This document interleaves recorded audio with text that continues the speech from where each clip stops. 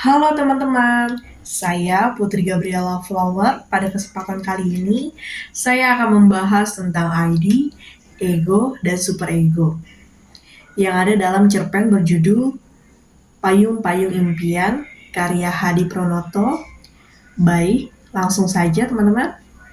Baik teman-teman, sebelum kita memasuki unsur ID, apa sih itu ID? Saya akan menjelaskan. ID adalah ketidaksadaran, atau lebih jelasnya menurut Freud, berpendapat kalau ID adalah primitif dan instruktual dari pikiran yang berisi dorongan, seksual, dan agresif serta ingatan tersembunyi, dalam arti keinginan atau harapan. Baik teman-teman, kita akan memasuki cerpen. Nah, yang pertama ada unsur ID. Yang nyatanya, tentu yang ada di pikiranku adalah jalan-jalan menyenangkan ke pasar kaget pada hari Minggu seperti dulu waktu masih ada ayah. Baik teman-teman, di sini saya akan menjelaskan sedikit cerpen yang dari berjudul Payung-Payung Impian. Jadi ada suatu keluarga kecil, ia bersama ibu dan anaknya. Ayahnya sudah meninggal 2 tahun yang lalu, sehingga ibunya harus mencari nafkah untuk anaknya. Anaknya bernama Kinan. Pada unsur ID ini, Kinan masih beranggap kalau dia akan jalan-jalan ke pasar untuk membeli atau jajan sesuatu di pasar kaget itu. Padahal dia dengan ibunya tujuan ke pasar kaget itu untuk berjualan payung. Hal itu Kinan sangat kaget dan mengharapkan 2 tahun yang lalu akan kembali lagi. Pada unsur ID yang kedua, kalau kamu ada kegiatan di sekolah, tidak usah menemani ibu.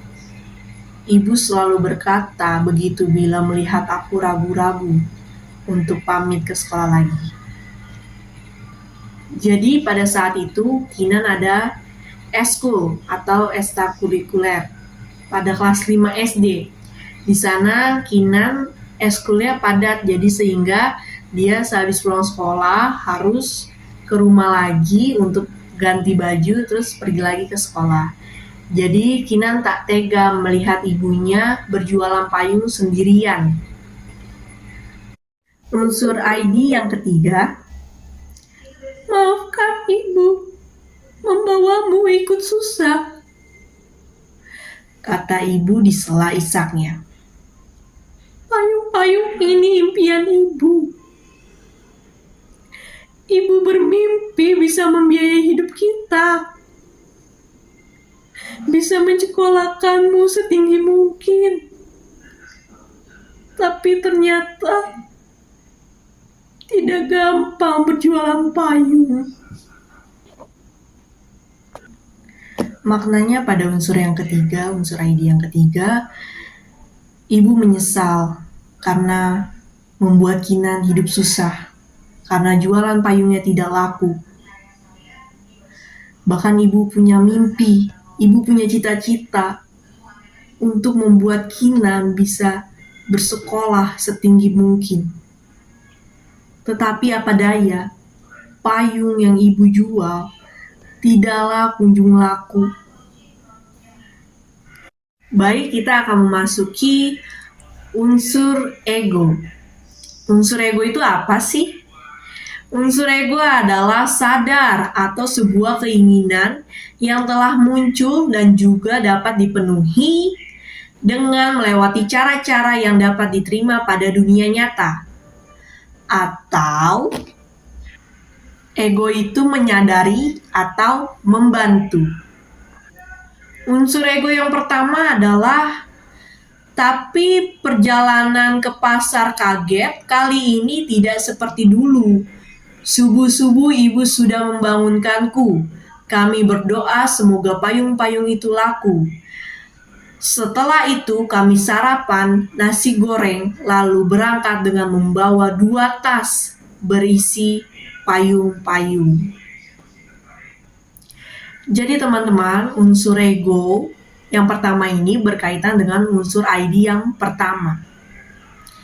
Kinan berharap bahwa dia ke pasar kaget ini untuk jalan-jalan, untuk makan, untuk bikin dia happy. Ternyata dia kaget. Pas dia ke pasar kaget ini, dia hanya untuk berjualan, membantu ibu. Dia kaget karena suasana 2 tahun yang lalu berbeda dengan sekarang ini. Tetapi Kinan tetaplah membantu ibunya dengan semangat dan bersyukur. Unsur ego yang kedua ini berkaitan dengan unsur ID yang awal tadi. Tapi Kinan kasihan, ibu harus bengong sendirian menunggui payung. Jawab Kinan, tidak apa, ibu harus belajar lebih bersabar. Jawab ibu. Tokoh Kinan ini sangat sayang sama ibunya. Dia tidak mau kehilangan ibunya. Bahkan Kinan tidak tega untuk melihat ibunya sendirian saja berjualan payung. Kinan ingin membantu, tetapi Kinan ada eskul di sekolahnya, sehingga Kinan tidak bisa membantu ibu dan ibu berjualan payung sendirian. Dan ibu Kinan selalu berusaha agar payung-payung yang ia jual akan terbeli dengan habis. Selanjutnya, unsur ego yang ketiga. Karena hujan semakin sering, ibu memberi aku sebuah payung. Bu, boleh kalau payung ini Kinan gambari? Tanyaku. Sudah lama Kinan bermimpi punya payung yang ada cerita bergambarnya. Ibu berjawab. Boleh, tentu saja payung itu sudah milik Kinan. Kita bisa melihat tokoh Kinan sangat bahagia sekali diberi payung oleh ibunya. Sesampai itu Kinan menggambari payung yang diberi ibunya dengan yang Kinan impikan. Dan tidak terkira apa pada saat itu, saat Kinan menggambari payung yang diberi ibunya itu. Unsur ego selanjutnya, aku pun menggambari payung dengan cerita bergambar lucu. Siapa sangka 2 hari kemudian ada 3 orang teman yang mau membeli payung asal digambari seperti payungku. Ibu menyambut gembira kabar itu. Dia segera sibuk membuat sketsa gambar. Aku membantu mewarnainya. Baik teman-teman, yang saya dapat dari unsur ego tersebut adalah Kinan dan ibunya tidak patah semangat untuk berjualan payung walaupun keadaannya sepi, bahkan tidak ada yang membeli payungnya. Di sini kita bisa sadar bahwa rezeki itu tidak kemana. Kinan tidak bermimpi, tidak punya tujuan kalau dia mewarnai, menggambar payung yang dikasih ibu, akan banyak orang yang membeli. Tetapi Tuhan itu baik, Tuhan adil, Tuhan mengasihi keluarganya sehingga mereka mendapat pelanggan yang banyak karena payungnya menarik. Selanjutnya, superego. Superego adalah kerangka moral atau etika yang mengatur bagian ego beroperasi atau sebuah dasar dari seseorang apabila telah membuat sebuah keputusan tertentu, atau bisa dibilang nasihat, tuntunan, pepatah, dan amanat. Superego yang ada di dalam cerpen Payung-Payung Impian. Kita namai saja warung kita itu Payung-Payung Impian. kata ibu suatu waktu. Aku mengacungkan jempol. Lalu kami berpelukan. Kami bersyukur warung payung-payung impian sekarang sudah banyak pelanggannya. Dari cerpen payung-payung impian kita bisa belajar kalau kita harus bersyukur apapun yang terjadi. Kita harus bersyukur dengan cara melihat ke bawah orang yang di bawah kita, sehingga kita harus bersyukur. Dan untuk memotivasi kita melihat orang yang di atas kita, agar kita bisa mencapai cita-cita yang kita inginkan. Simpulan, cerpen tentang ibu banyak berkisah tentang hubungan ibu dan anak yang hangat dan penuh makna. Sosok ibu bisa jadi sumber kebahagiaan bagi anak-anaknya. Begitu pula anak yang bisa jadi sumber semangat bagi sang ibu. Cerpen tentang ibu yang menunjukkan hubungan hangat penuh kasih umumnya mempunyai ending yang bahagia dan happy ending. Ada pantun nih, apa tuh? Buah mangga, buah jambu, paling manis dibuat rujak. Aku sangat bangga padamu ibu, walau lelah kau tetaplah bijak. Terima kasih semuanya. Dadah, God bless you. Assalamualaikum warahmatullahi wabarakatuh. Saya Suraya Ananda Duyanti dari kelas R4C dengan NPM 2021-2150162. Saya akan menganalisis ID, ego, dan superego pada cerpen. Cerpen ini berjudul Takut Beranjak Dewasa, karya Sheila Oktaviani. Tepat hari ini aku berusia 17 tahun. Masa yang amat kunantikan karena tinggal selangkah lagi aku benar-benar berada di dunia yang berbeda. Orang bilang usia 17 tahun itu istimewa. Karena fase inilah yang membawaku menuju dewasa dan meninggalkan masa remaja. Buktinya, di usia 17 tahun, para remaja baru diakui oleh negara dengan membuat KTP sebagai identitas diri. Tapi aku juga sudah bersiap untuk bisa menjadi pribadi yang dewasa dan perlahan meninggalkan sifat kekanak-kanakan. Itulah penggalan kalimat yang kutulis dan kubaca kembali dari buku harian milikku. Wah, rasanya aku sangat bersemangat menyambut diriku di usia 17 tahun kala itu. Dengan keyakinan menuju dewasa itu menyenangkan. Hingga beberapa bulan kemudian, aku dihadapkan oleh pilihan yang membawaku kepada keresahan, ketakutan, kekhawatiran, dan penuh bimbang yang menjadi keyakinanku pupus. Menjadi dewasa memang tak selalu indah, namun mensyukurinya juga bukan hal yang sulit. Tadi adalah potongan dari cerpen Takut Beranjak Dewasa karya Sheila Oktaviani. Selanjutnya, saya akan menganalisis ID, ego, dan superego yang ada dalam cerpen tersebut. ID bekerja dengan menganut prinsip kesenangan. Sejujurnya, aku sudah lama tertarik dengan dunia psikologi ya, ucapku sambil melirik ayah. ID pada cerpen ini berada pada keinginan Naya untuk memilih jurusan kuliah. Naya sebenarnya sudah menentukan ingin mengambil jurusan apa untuk kuliah. Tetapi Naya menjadi bimbang dikarenakan baik kakak, ibu, ataupun ayahnya menginginkan untuk Naya memilih jurusan seperti kakaknya.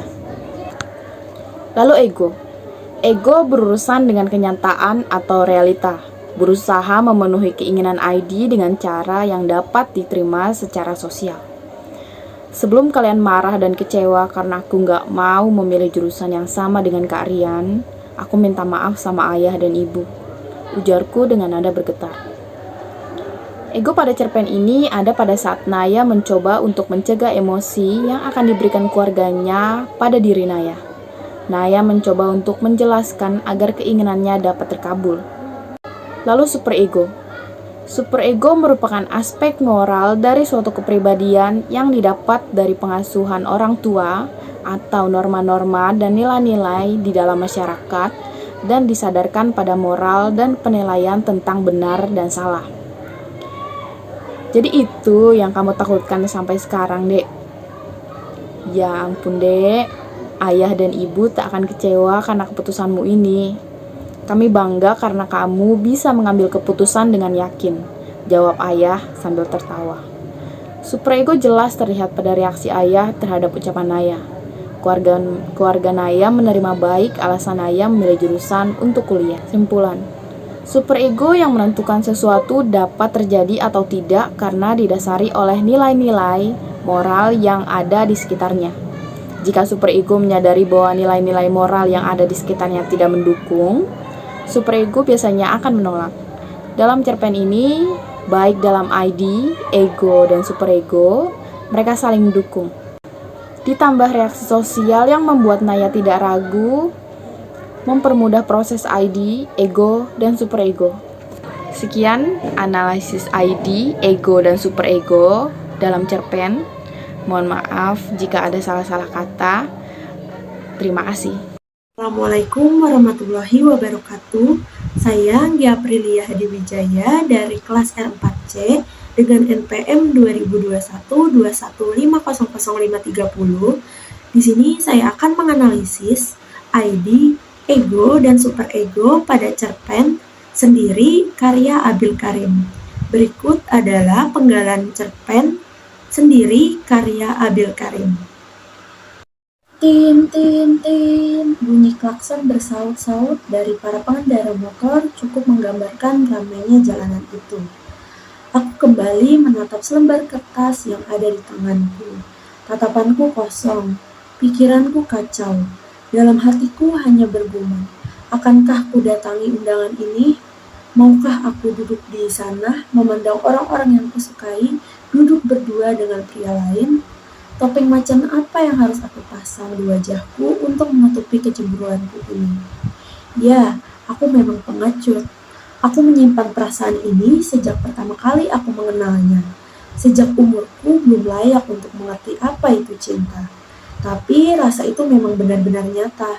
Benar-benar tak pernah aku buat-buat. Saat kecil dulu, aku mengira bahwa rasa ini hanyalah sementara. Tapi ternyata aku salah. Semakin aku beranjak dewasa, rasa itu juga semakin nyata adanya. Saat ini usiaku hampir 26 tahun. Lihat, sudah sangat lama kan aku memendam rasa itu. Jika ada kompetisi memendam cinta, mungkin akulah pemenangnya. Baik, analisis yang pertama yaitu ID. Dari kutipan cerpen tersebut, terdapat ID yang melekat pada tokoh utama yang muncul secara alamiah dari dalam dirinya, di mana tokoh tersebut sebenarnya memiliki perasaan kepada seseorang yang ia cintai, akan tetapi perasaannya tidak pernah tersampaikan. Perasaan tersebut semakin lama semakin bertambah, bukannya semakin menghilang. Selanjutnya ada ego.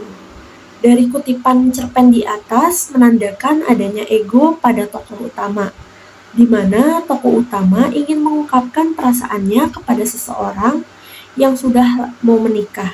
Akan tetapi akhirnya ia menyadari bahwa semuanya telah terlambat. Karena ia terlambat menyatakan perasaannya selama ini yang ia rasakan. Karena terlalu lama memikirkan bagaimana cara mengungkapkan perasaannya kepada seseorang yang ia cintai. Di mana ia mulai mencintai orang tersebut dari waktu ia seharusnya belum layak mengenal cinta. Analisis yang terakhir yaitu superego. Dari kutipan cerpen tersebut dapat diartikan bahwa tokoh utama telah menyadari bahwa cinta itu tidak harus saling memiliki. Karena cinta bisa datang kapan saja dan di mana saja. Cinta tidak pernah memandang usia. Oleh karena itu, cinta tidak dapat dipaksakan. Dan dengan adanya cinta ini juga harus saling merelakan dan mengorbankan perasaan jika tidak mendapat balasan cinta. Selanjutnya ada simpulan. Dari cerpen tersebut dapat disimpulkan bahwa jika kita mencintai seseorang, lebih baik segera diungkapkan secepat mungkin. Jangan terlalu lama dipendam-pendam, karena jika terlambat akan menyesal pada akhirnya. Sekian penyampaian analisis cerpen yang dapat saya sampaikan. Kurang lebihnya mohon maaf. Wassalamualaikum warahmatullahi wabarakatuh. Assalamualaikum warahmatullahi wabarakatuh. Saya Muhammad Iqbal Farhan dari kelas R 4C dengan NPM 2021-21500-160 akan menganalisis ID, ego, dan superego pada cerpen. Cerpen ini berjudul Arti Sebuah Kejujuran. Orang bijak pernah berkata, kejujuran adalah mata uang yang berlaku di mana-mana. Pepatah ini ternyata berlaku juga padaku saat aku duduk di bangku SMA, yang dimana di usiaku yang sekarang ini sudah sepantasnya dapat membedakan hal baik dan hal yang tidak baik. Karena keinginanku yang ini terdapat pilihan yang membuatku bimbang dan merasa sulit untuk menentukannya. Tadi adalah sebuah potongan cerpen Arti Sebuah Kejujuran. Selanjutnya saya akan menganalisis ID, ego, dan superego pada cerpen tersebut. ID bekerja menganut prinsip kesenangan. Aku berambisi untuk mendapatkan nilai ujian yang bagus dengan cara mencontek. ID pada cerpen ini pada keinginan Dimas untuk mendapatkan nilai ujian yang bagus dalam satu angkatan, namun kenyataannya tak semudah mengembalikan telapak tangan. Ego bekerja dengan kenyataannya atau realita yang berusaha memenuhi keinginan ID dengan cara yang dapat diterima dengan sosial. Pilihan bimbang antara mencontek atau tidaknya pada diriku. Ego pada cerpen ini yaitu ketika Dimas merasa cemas jika mendapatkan nilai ujian yang tidak bagus. Superego bekerja berdasarkan aspek moral dari suatu kepribadian, dari pengasuhan orang tua atau norma-norma dan nilai-nilai di dalam masyarakat, dan didasarkan pada moral dan penilaian tentang benar atau salah. Di ujian yang kedua ini, aku akan mengerjakan ujian dengan usahaku sendiri. Superego pada cerpen ini yaitu Dimas telah menyadari bahwa mencontek bukanlah hal pilihan yang terbaik. Kesimpulannya, pada cerpen ini dijelaskan bahwa ID, ego, dan superego menjadi berkaitan. Di sini ego menjadi tumpuan dari ID yang mengambil pilihan itu, dan superego mencoba untuk memperbaikinya dan didukung oleh moral pada dirinya. Sekian analisis cerpen ID, ego, dan superego pada cerpen ini. Kurang lebihnya mohon maaf atas salah kata dan ucapan. Wassalamualaikum warahmatullahi wabarakatuh. Assalamualaikum warahmatullahi wabarakatuh. Saya Naifa Salsabila Terariani dengan NPM 2021-21500-467 dari kelas R4C dan menjadi anggota di kelompok 10. Pada kesempatan kali ini saya akan menyajikan analisis tentang ID,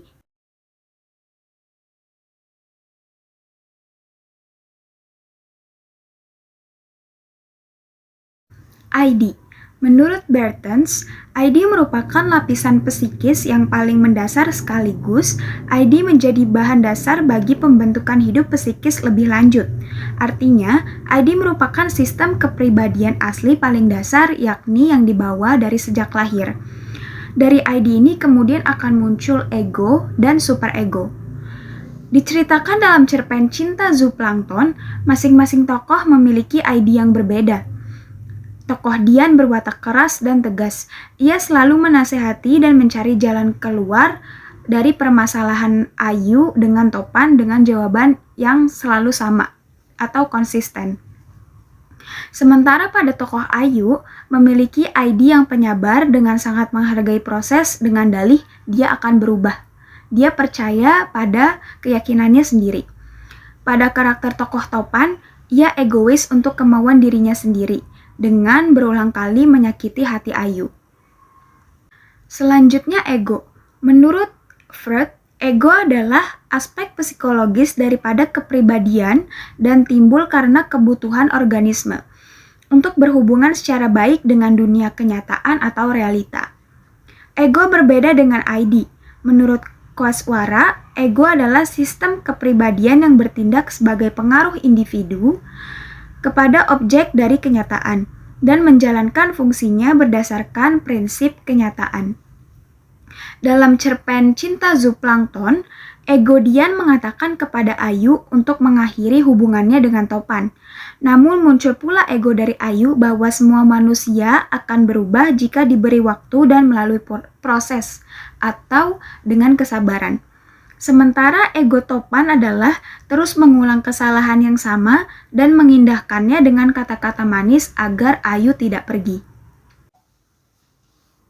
Superego. Superego menurut Bertens dibentuk melalui internalisasi, artinya larangan-larangan atau perintah-perintah yang berasal dari luar. Diolah sedemikian rupa sehingga akhirnya terpancar dari dalam. Dengan kata lain, superego adalah buah hasil proses internalisasi sejauh larangan-larangan dan perintah-perintah yang tadinya merupakan sesuatu yang asing bagi subjek, akhirnya dianggap sebagai sesuatu yang berasal dari dalam diri subjek. Contohnya seperti dorongan dari luar yang memerintahkan engkau tidak boleh atau engkau harus, kemudian menjadi aku tidak boleh dan aku harus. Itu sudah terbentang di dalam diri subjek tersebut. Superego yang dimiliki oleh tokoh Dian tetap memegang teguh keyakinannya menyuruh Ayu untuk mengakhiri hubungannya dengan Topan, sampai akhirnya ia menyadari bahwa hanya dirinya saja yang sampai saat ini belum menikah, dan hal tersebut menjadi dorongan dari luar dan dari dalam dirinya adalah ia harus segera menikah. Superego yang terjadi pada Ayu yaitu saat Topan berkata bahwa kamu hanya pacar transisi. Ia sempat ingin meninggalkan Topan, namun ternyata Topan pun mengalami superego yang merubahnya menjadi pria yang lebih baik untuk Ayu, yaitu terjadi saat Topan yang sedang sakit dan menjadi dorongan dari luar. Akhirnya Topan sendiri berubah menjadi aku harus lebih baik untuk Ayu.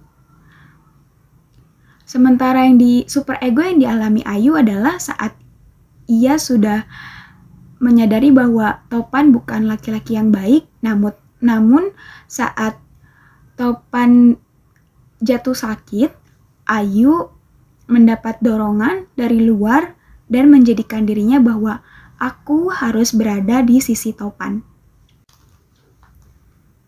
Kesimpulan, tokoh-tokoh dalam cerpen Cinta Zooplankton masing-masing memiliki ID, ego, dan superego.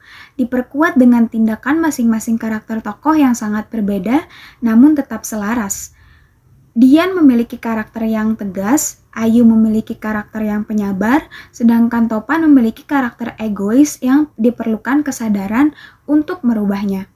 Sekian penyajian dari saya, kurang lebihnya mohon maaf. Wassalamualaikum warahmatullahi wabarakatuh. Terima kasih.